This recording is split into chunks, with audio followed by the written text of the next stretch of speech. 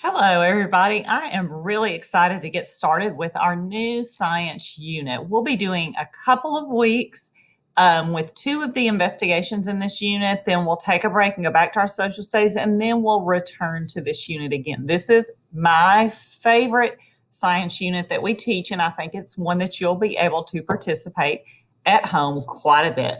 So, this is our first investigation, part one, and it's called Three Rocks. At home, you will not have the same three rocks that I do, but I ask that maybe you go out in your yard, look near your driveway, see if you could collect a few rocks and try these investigations with the rocks you find. Do they work as well? Do they not work the same? And just do your own investigation.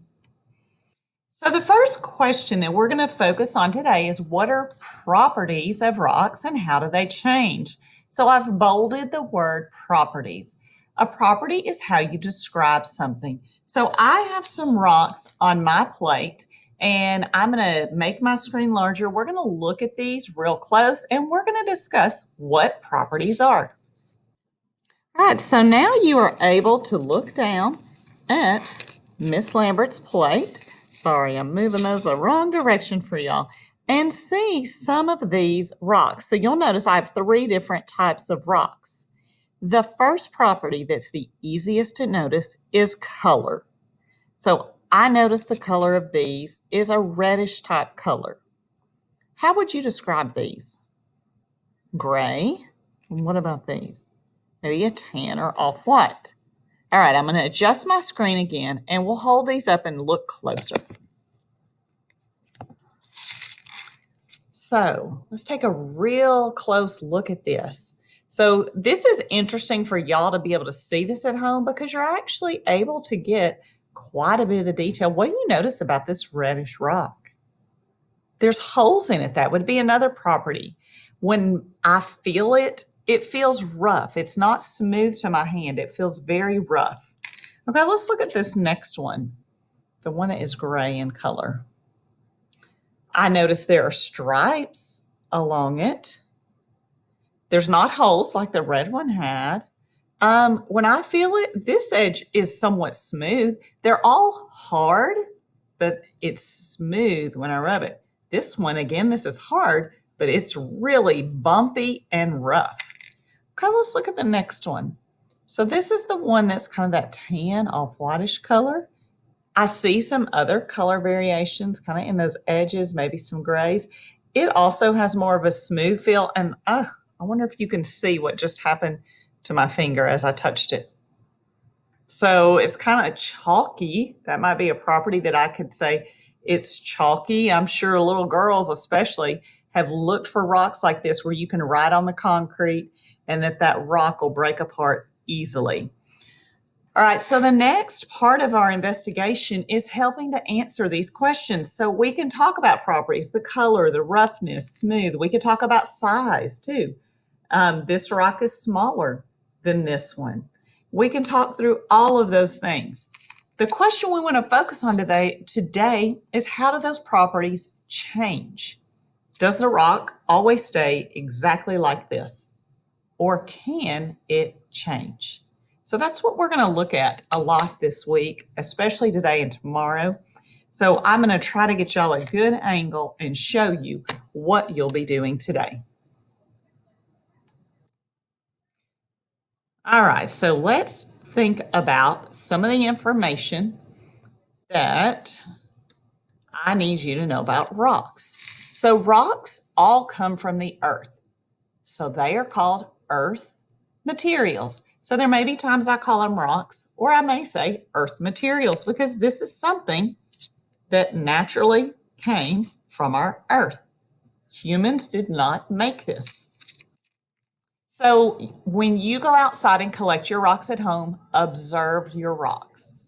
So just like we did now, talk about the properties, look at them up close, feel them, touch them, look for patterns in the rocks. Do they have stripes? Do they have holes or dots? So observe your rocks the best you can. You probably don't have a hand lens at home, but if you do have that, that would be something that magnifies. You can use it.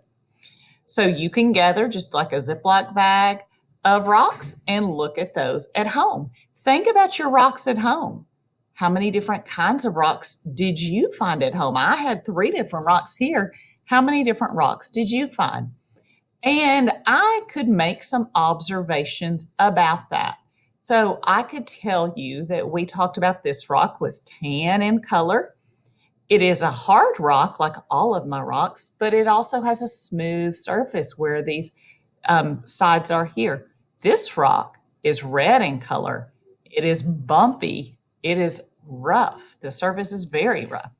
And the gray one we could talk about, it's gray, it has smooth surfaces.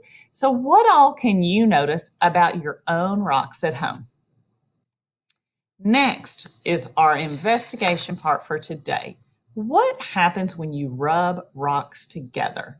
So I'm going to demonstrate that for you, and then I want you to do that with some of your rocks at home and write about it in your journal.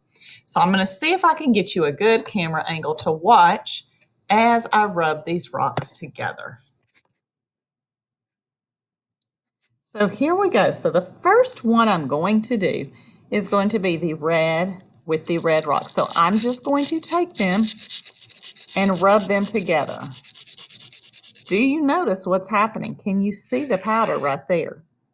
So it almost feels like sandpaper as parts of that rock are breaking off. So look at the pile with this red rock here. Now let's try the 2 gray rocks. So I'm going to rub these 2 together and tell me what you noticed already. There's not near as much falling off. And you may not even be able to see it at all. There's a little bit that falls off with the gray rock, but it's very, very small. And I'll try to get it real close in a pile here so you can see better. So I can rub and rub and rub those gray rocks together, and it's just a very tiny pile. I'll hold it up closer to see if you're able to see that at all. Then let's try these 2 rocks here, the tan color. So I'm going to rub those. Now remember how that chalk came off on my hand? Because that chalk came off so easily, I'm going to assume these will break apart pretty easy when I rub them. These are also small, so they're a little bit hard to hold. But look, I'm already getting a good pile. Not quite as much as the red, but let's keep working on these.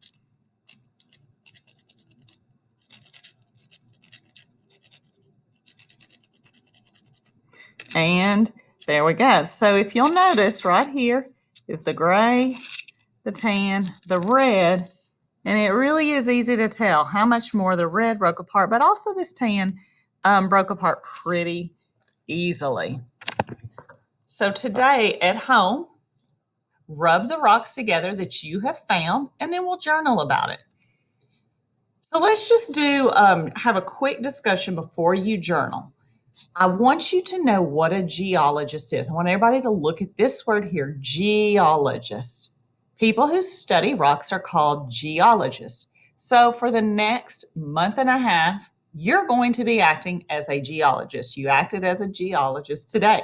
You're going to answer questions. What happened when you rub the rocks together?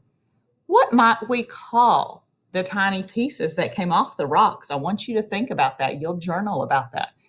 Does each kind of rock change in the same way? Did my gray rock change the same way that my red rock did?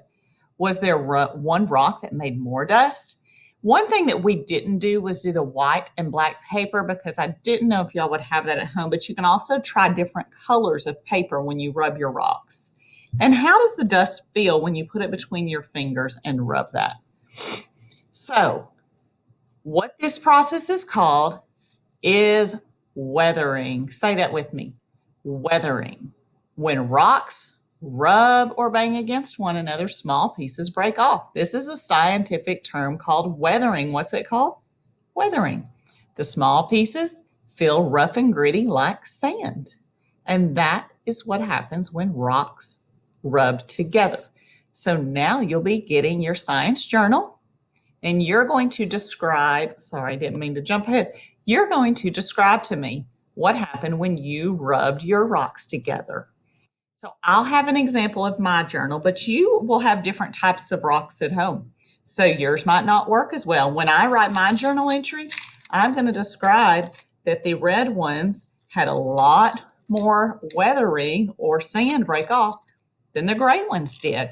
How did yours work at home? Did you find a rock that weathered better than the others, or more quickly would be the better term? So think about what your science journal entry will say based on the rocks that you find around your house. Hope you enjoy this project. Like I said, this is one of my favorite units, and we'll pick up with a new lesson tomorrow.